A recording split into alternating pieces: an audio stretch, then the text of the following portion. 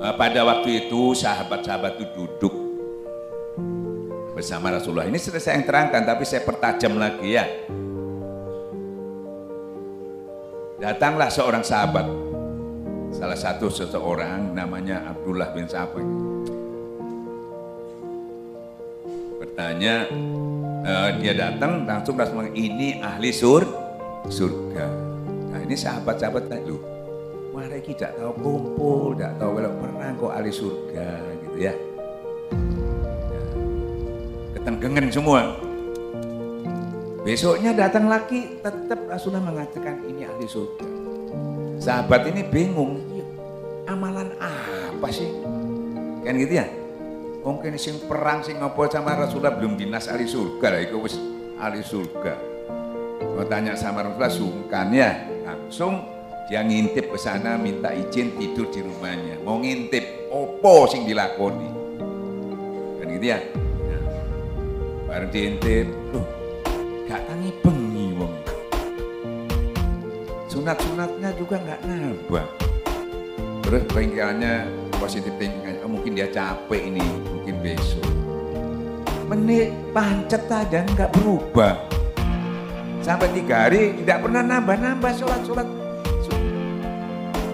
Dua apa wong iku ahli surga. Nah, hanya beliau tanya, karena sudah waktunya habis, apa yang bisa? Ya, ternyata. Assalamualaikum warahmatullahi wabarakatuh. Jumpa lagi di channel Soleh Hidayat. Kali ini saya akan membagikan sebuah kisah sahabat Nabi yang jarang melakukan sholat malam maupun sholat sunat lainnya, jarang puasa sunat, amalannya terlihat biasa saja. Akan tetapi Rasulullah Shallallahu Alaihi Wasallam mengatakan dia ahli surga. Amalan apa sesungguhnya yang dia kerjakan? Berikut yang diceritakan oleh Kiai Haji Muhammad Ali Hanafiah Akbar, yang menjelaskan tentang amalan tersebut. Banyak sekali amalan yang bisa dikerjakan di dunia ini.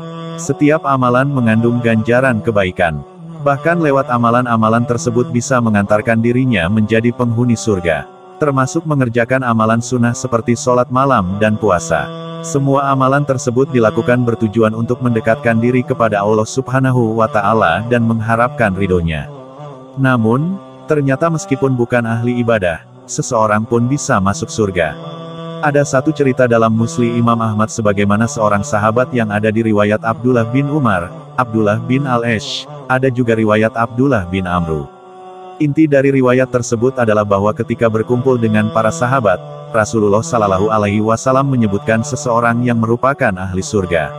Ada seseorang sebentar lagi masuk dari pintu ini, dia adalah ahli surga, kata Rasulullah Shallallahu Alaihi Wasallam. Tentu saja kalau Rasulullah berkata seseorang merupakan ahli surga, maka hal tersebut sudah terjamin. Di hari yang kedua, Rasulullah Shallallahu Alaihi Wasallam kembali berkumpul bersama para sahabat. Rasulullah pun kembali berkata, sebentar lagi dari pintu ini akan masuk seorang dari ahli surga. Dan ternyata orang yang datang tersebut masih sama dengan sebelumnya. Dan di hari yang ketiga, munculnya juga orang yang sama. Akan tetapi, orang itu sendiri tidak pernah mendengar perkataan Rasulullah Sallallahu Alaihi Wasallam bahwa dia adalah ahli surga.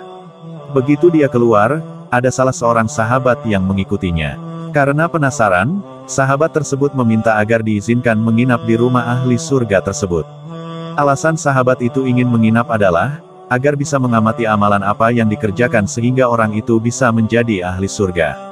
Begitu semangatnya, sahabat tersebut bahkan sampai meninggalkan keluarganya dan urusannya, untuk bisa tahu kelebihan orang itu hingga sampai 3 kali disebut ahli surga oleh Nabi Muhammad Sallallahu Alaihi Wasallam sendiri.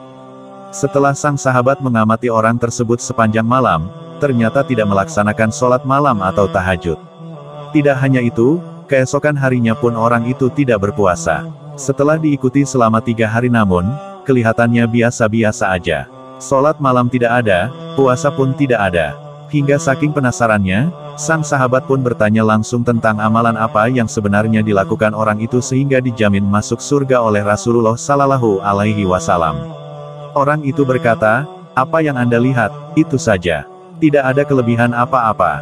Tetapi saya hanya menjaga satu hal. Hal yang dijaga tersebut yaitu setiap kali tidur, dia berdoa kepada Allah, dan amal itu tidak sempat diperhatikan sang sahabat. Lantas doa apa yang dipanjatkan orang tersebut? Dia berdoa, "Ya Allah, saya maafkan semua orang yang menzolimi saya. Dan saya bersihkan hati, tidak ada titik hitam terhadap siapapun." Ikhlas memaafkan orang yang sudah menzolimi memang sangatlah sulit. Bisa saja kita pura-pura memaafkan orang tapi hati kita belum ikhlas. Memang sifat manusia berat, suka menahan dendam, sakit hati itu tidak bisa dilepas.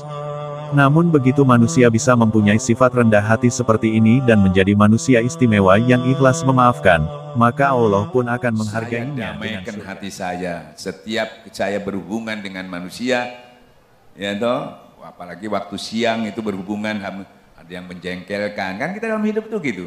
Kadang-kadang bojo, kadang-kadang anak, kadang-kadang tonggo, kadang-kadang mitra kerja, ono asing mangkel no. Ada saja yang membuat kita sakit hati. Ada juga yang membuat kita sampai gregetan, bahkan bisa dendam, bisa mangkel. Padahal semuanya itu merusak ibadah. Tapi bagaimana caranya, mana bisa semudah itu menghilangkan, apalagi dasarnya kita sudah ada tukang marah, dengki, bahil, tambah nemen mani. Ternyata beliau mengatakan tidak ada sesuatu yang bisa menyelesaikan masalah kalau tidak kita datang kepada Allah dengan hati yang bersih. Nah, dengan hati yang bersih otomatis dia pasti berzikir kepada Allah. Bayangkan, cuma iku bondoi. Kan gitu ya? Padahal tidak nambah-nambah sholat.